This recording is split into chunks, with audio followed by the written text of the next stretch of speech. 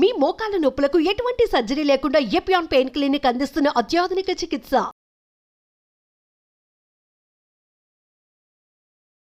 నమస్తే, welcome to Suman TV. So ఇవాళ రేపు మనం గమనించుకున్నట్లయితే ఎక్కువ శాతం మంది అంటే యంగ్స్టర్స్లో కూడా మోకాల నొప్పులు అనే సమస్య ఎక్కువ అవుతూ వస్తుంది. ఇదేంటి ఇంత చిన్న వయసులోనే మోకాల నొప్పులు ఏంటి, ముసలి వాళ్ళ మోకాల నొప్పులను కంప్లైంట్ చేస్తున్నారేంటి అని అడుగుతూ ఉంటారు. ఎందుకు ఇంత చిన్న వయసులో మోకాల నొప్పులు వస్తున్నాయి, మనం ఎలాంటి మిస్టేక్స్ చేస్తున్నాం మన డైలీ లైఫ్లో, వాటిని ఏ రకంగా కరెక్ట్ చేసుకోవాలి, అండ్ యోగాలో దీనికి ఎటువంటి ట్రీట్మెంట్ అందుబాటులో ఉంది, సో ఎలా మనం తగ్గించుకోవచ్చు, ఎటువంటి చిట్కాలు పాటించాల్సిన అవసరం ఉంటుంది. సో ఈ విషయాలన్నీ అడిగి తెలుసుకుందాం. మనతో పాటు ఉన్నారు యోగా మాత అరుణదేవి గారు. నమస్తే మా. నమస్తే మా. సో మోకాళ్ళ నొప్పులు, సో మేడం ఎప్పుడో 50 ఏళ్ళు దాటే వాళ్ళకి మనం చూస్తూ ఉండేవాళ్ళం మోకాళ్ళ నొప్పులను వచ్చేవి. ఏజ్ పరంగా వస్తూ ఉంటాయి, అరుగుదల అనేది సహజం అని. కానీ ఇంత చిన్న ఏజ్లోనే అరుగుదల ఎలా వచ్చేస్తుంది? సో 30 దాటిన తర్వాత 30 సంవత్సరాల వాళ్ళు కూడా మోకాళ్ళ నొప్పులు స్టార్ట్ అయిపోతున్నాయి అంటున్నారు. ఏంటి, మనం తీసుకునే ఆహారం లోపమా, లేకపోతే మనం చేస్తున్నటువంటి యాక్టివిటీలోనే ఏమైనా లోపాలు ఉన్నాయా, ఎలా కరెక్ట్ చేసుకోవాలి వాటిని? మంచి ప్రశ్న అండి. ఎందుకంటే మోకాళ్ళ నొప్పులు అరిగిపోవడం ఎందుకు అరుగుతున్నాయి? ఈ అరిగిపోకుండా మళ్ళీ మనం ముఖ్యంగా మనకు బోన్స్ కావాల్సింది ఏంటంటే కాల్షియం వేసేసుకుంటారు. విమెన్ కాల్షియం వచ్చింది ఇప్పుడు. ఒక ఏజ్ మెనోపాజ్ స్టార్ట్ అయిపోతే కాల్షియం కూడా స్టార్ట్ చేసేయండి, ఎందుకంటే తొందరగా అరిగిపోతే మోకాళ్ళ నొప్పులు వస్తాయి కాబట్టి, డెఫిషియన్సీ ఉంది కాబట్టి. సో ఇవన్నీ కూడా ఎందుకు మీరు వస్తున్నాయి తొందరగా అంటే మనకి మినరల్ డెఫిషియన్సీ వస్తుంది. మినరల్స్ కావాలి. ఒక్క కాల్షియం ఉంటే మోకాళ్ళ నొప్పులు తగ్గిపోతాయో లేకపోతే అరిగిపోకుండా ఉంటాయి అనేది పొరపాటు. మనం ఒక ఎముక అంటే ఒక బోన్, ఒక జాయింట్ హెల్దీగా ఉండాలి, ఆరోగ్యంగా ఉండాలి అని అంటే 12 మినరల్స్ కావాలి మనకి. 12 మినరల్స్ కావాలి. అందులో కాల్షియం ఒకటి. కాల్షియం, సిలీనియం, బ్రోమియం, తర్వాత iron, silica, magnesium is a very important. Magnesium లేకపోతే అసలు ఇవన్నీ తీసుకోరు. సో తర్వాత ఈ మొత్తం 12 ఏవైతే ఉన్నాయో మినరల్స్, ఈ 12 నీకు బ్యాలెన్స్ చేసుకుంటేనే నీ మోకాళ్ళు అరిగిపోకుండా ఉంటాయి. ఒక్క కాల్షియం వేసేసుకుని నా కాల్షియం వచ్చేసింది, నా ఎముకలు బలంగా ఉంటాయి అని చెప్పేసి మా చిన్నప్పుడు అమ్మే ఉండేది. కుక్క మూతి డబ్బాలు వచ్చాయి, డాగ్ పప్పీ ఉండేది, దాని కళ్ళు ముక్కు మీరు చూసారో మీకు తెలుసో తెలియదు, కళ్ళు ముక్కు మూతి ఉండేది కాదు, మనకి జిరాఫీ దాంట్లో కాల్షియం అని చెప్పేసి తినేసేవాళ్ళం కాల్షియం అని. సో అది కాల్షియం అంటే ఓన్లీ సున్నం నుంచి వచ్చేది అనుకోండి, సింపుల్. నిజంగా మీకు కాల్షియం ఒక్కటి తీసుకుంటే మీ బోన్స్ స్ట్రాంగ్ అవుతాయి అని అనుకుంటే ఇట్స్ వెరీ సింపుల్. మన సున్నం తీసుకుంటే చాలు. సున్నం తెలుసా మీకు? ఇప్పుడు పాన్లో వాడతారు కదా సున్నం, తెలుసు కదా, పాన్కి రాస్తారు కదా దాన్ని సున్నం, కొంచెం ఎంత డబ్బాలో దొరుకుతుంది సున్నం. ఆ సున్నము కొద్దిగా తీసుకుంటే చాలు కాల్షియం వస్తుంది. మంచి కాంబినేషన్ తమలపాకు సున్నం.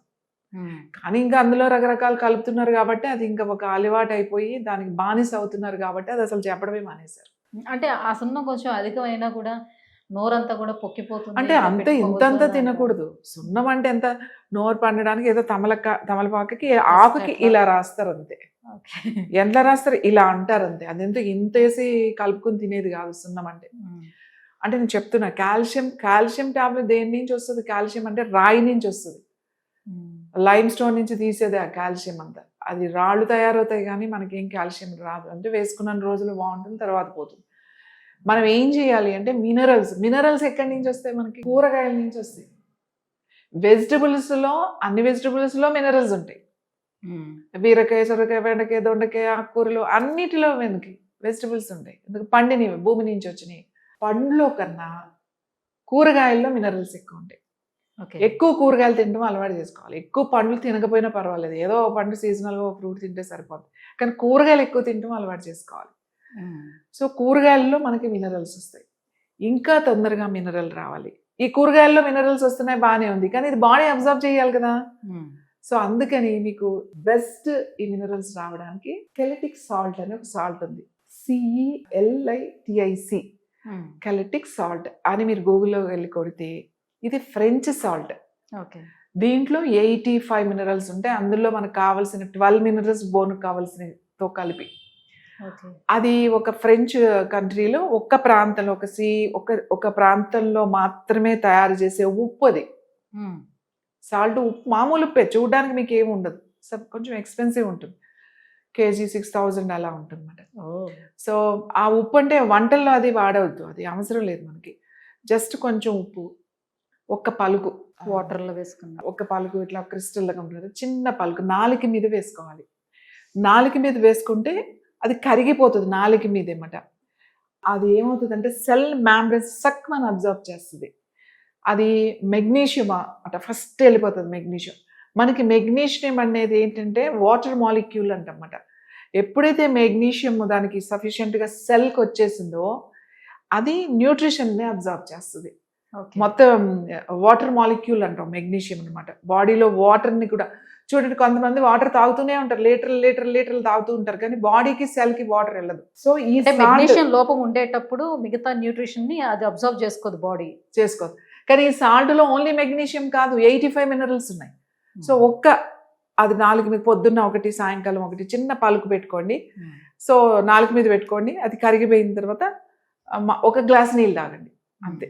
కరిగిన తర్వాత ఒక గ్లాస్ నీళ్ళు తాగండి. ఈ కెలటిక్ సాల్ట్ అనేది మీకు కావాల్సిన మినరల్స్ అన్నీ కూడా వస్తాయి. బోన్ స్ట్రాంగ్ అవుతుంది, మీకు తొందరగా అరిగిపోకుండా ఉంటుంది. ఇది నొప్పులు అయ్యి ఉన్న వాళ్ళు, అరిగిపోయింది ఆల్రెడీ అరిగిపోయిందని చెప్పిన వాళ్ళు ఇది కొన్ని రోజులు వాడండి, కొన్ని నెలలు వాడండి, ఏం కాదు, ఎందుకంటే ఒక్క పలుకే కాబట్టి.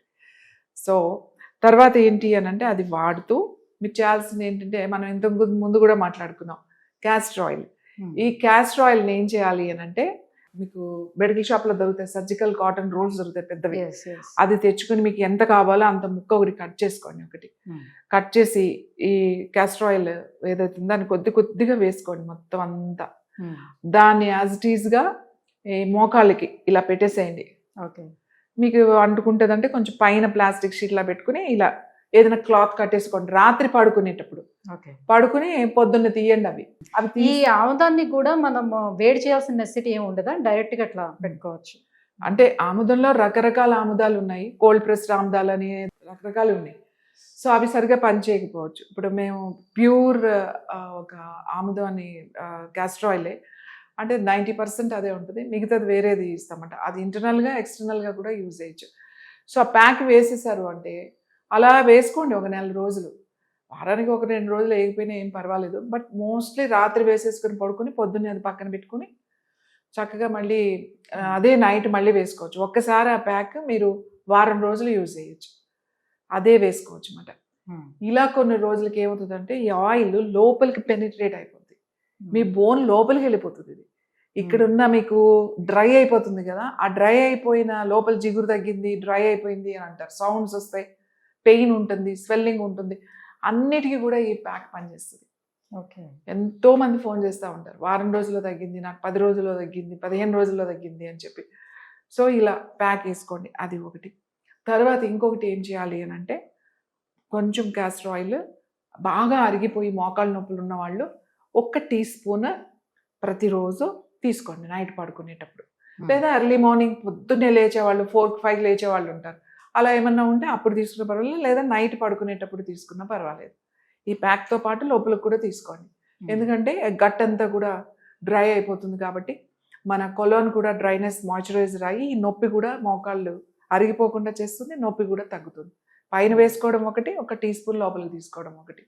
దీంతో పాటుగా ఈ ముద్ర చేయాలి, వాయు ముద్ర. ఓన్లీ చూపుడు వేలు మర్చి దాని మీద ఇలా పెట్టుకుని కూర్చుని కళ్ళు మూసుకుని కొంచెం సేపు శ్వాస తీసుకునేటప్పుడు ఆ తీసుకున్న శ్వాస డైరెక్ట్గా మీ మోకాళ్ళ దగ్గరికి పంపించినట్టుగా అక్కడున్న నొప్పి, ఏమన్నా ఇంప్యూరిటీస్, అక్కడ బాధ అంతా కూడా శ్వాసతో పాటుగా నేను వదిలేస్తున్నాను. తీసుకునేటప్పుడు ఎనర్జీ, ఆ ప్రాణశక్తిని, ఆ జీవశక్తిని, ఆ ఎనర్జీ అంతా నా శ్వాసతో పాటుగా తీసుకుని మీ 2 మోకాళ్ళకి ఇస్తున్నాను.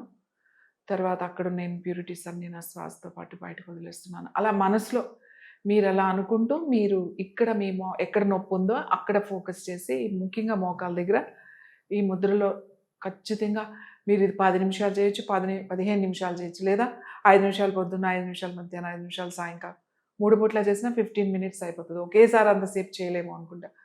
ఇలా చేసుకోండి. నీ స్ట్రెంథనింగ్ అనేది కొన్ని ఉంటాయి, ఆ నీ మిజిల్స్ స్ట్రెంథనింగ్ ఆసనాస్ ఉంటాయి. స్ట్రెంథనింగ్ థెరపటిక్ యోగాలో అవి కొన్ని చేసుకున్నారు అంటే మీ మోకాళ్ళ నొప్పుల్ని మీరు తగ్గించుకోవచ్చు, మీరు మేనేజ్ చేసుకోవచ్చు, సర్జరీస్ వరకు వెళ్లకుండా ఇంకా అరిగిపోకుండా చేసుకోవచ్చు.